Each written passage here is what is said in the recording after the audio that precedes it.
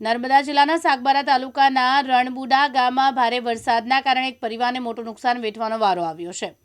અશ્વિનભાઈ મજીભાઈના ઘરની બાજુમાંથી પસાર થતા પાણીના નાળામાં અચાનક પાણીનો પ્રવાહ વધી જતા તેમના ઘરમાં પાણી ઘૂસી આવ્યું હતું.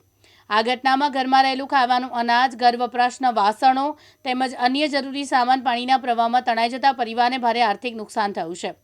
વરસાદી આપત્તિના કારણે પરિવાર હાલ મુશ્કેલીનો સામનો કરી રહ્યો છે.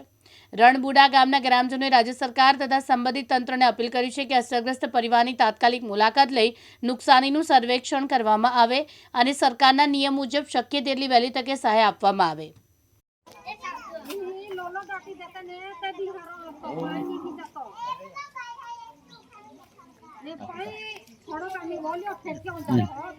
નમસ્કાર.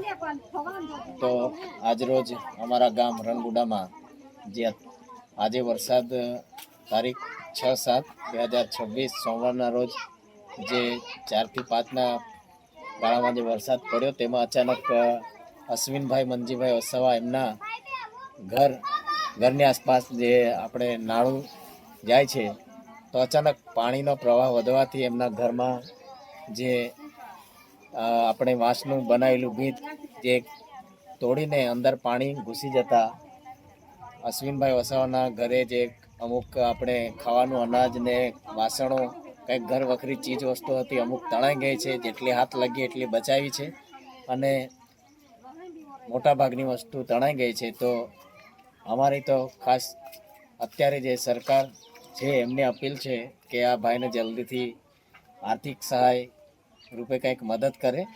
બસ એટલી નમ્ર અરજ છે અને જે વિડીયો છે એ આ તમને બતાવી રહ્યા છે.